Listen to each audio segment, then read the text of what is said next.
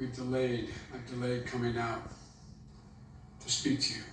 I initially was going to talk about the economy, but all of you have been watching what I've been watching. At this hour, our democracy is under unprecedented assault, unlike anything we've seen in modern times.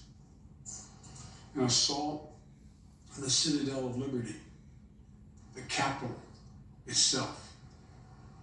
An assault on the people's representatives and the Capitol Hill Police, sworn to protect them, and the public servants who work at the heart of our republic. An assault on the rule of law like few times we've ever seen it. An assault on the most sacred of American undertakings, the doing of the people's business. Let me be very clear. The scenes of chaos at the Capitol do not reflect a true America, do not represent who we are. What we're seeing are a small number of extremists dedicated to lawlessness. This is not dissent, it's disorder, it's chaos.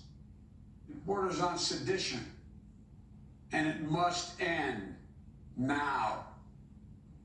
I call on this mob to pull back and allow the work of democracy to go forward. You've heard me say before in different contexts, the words of a president matter, no matter how good or bad that president is.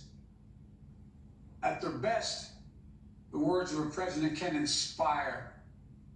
At their worst, they can instigate. At their worst, they can incite. And therefore, I call on President Trump to go on national television now to fulfill his oath. Yeah, to get out of his coward-ass cave. Defend the Constitution. An end to this siege. That motherfucker won't do it. He's going to jail. To storm the Capitol, to smash windows, to occupy offices, the floor of the United States Senate, rummaging through desks, on the Capitol, on the House of Representatives, threatening the safety of duly elected officials. It's not a protest. It's insurrection. Mm-hmm. The world's watching. Amen. Like so many other Americans. That's my president right I'm there. genuinely shocked and saddened that our nation, so long the beacon of light and hope for democracy, has come to such a dark moment. Thanks, Trump. Through war and strife, America's endured much. And we will endure here, and we will prevail again, and will prevail now. It takes integrity The moment and courage. The next 4 years must be the restoration of democracy, of decency, honor, respect, the rule of law, just plain, simple decency. The renewal of the politics. It's about solving problems, looking out for one another, not stoking the flames of hate and chaos. As I said, America's about honor, decency, respect, tolerance. That's who we are. That's who we've always been. The certification of the Electoral College vote is supposed to be a sacred ritual to affirm, the purpose is to affirm the majesty of American democracy. But today's reminder, Trump sent it to the sewage.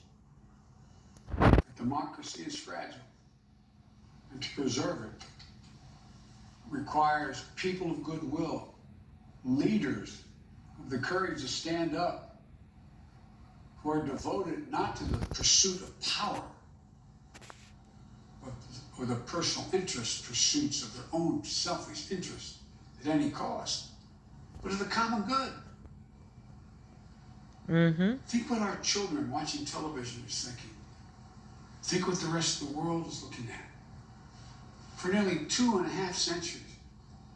We, the people, in search of a more perfect union, have kept our eyes on that common good. America is so much better than what we've seen today. Watching the scenes from the Capitol, I was reminded, as I prepared other speeches in the past, I was reminded of the words of Abraham Lincoln in his annual message to Congress, whose work has today been interrupted by chaos. Here's what Lincoln said. He said, "We shall nobly save or merely lose the last best hope on earth." Went on to say, "The way is plain, peaceful, generous, just. A way which, if followed, the world will forever applaud, and God must forever bless." The way is plain here too. That's who we are. It's the way of democracy, of respect, of decency, of honor, and commitment as patriots to this nation. Notwithstanding what I saw today, we're seeing today, I remain optimistic about the incredible opportunities. There's never been anything we can't do when we do it together.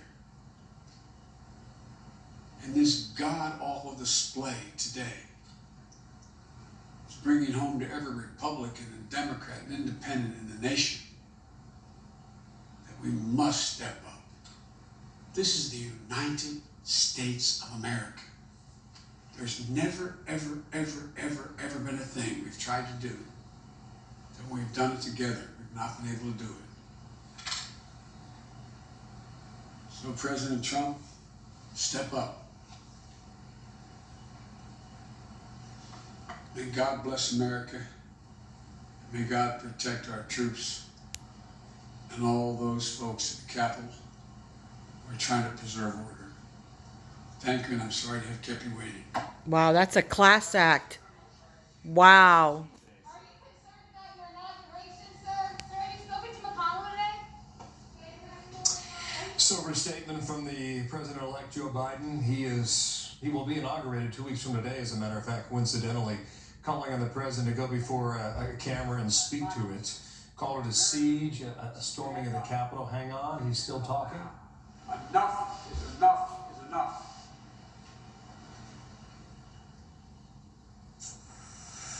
That is that from Wilmington. I want to read the AG statement that came to us a few moments ago again. This is Bill Barr talking. "The violence at the Capitol building is outrageous and despicable. Federal agencies should move immediately to disperse it." John Roberts now reporting from Kayleigh McEnany, the White House press secretary. At President Trump's direction, the National Guard is on the way along with other federal protective services. We reiterate President Trump's call against violence and to remain peaceful. There is a chance that we could be hearing from the president, so we'll wait more information on that. Yeah, wait while you're seating, that coward. About 45 minutes.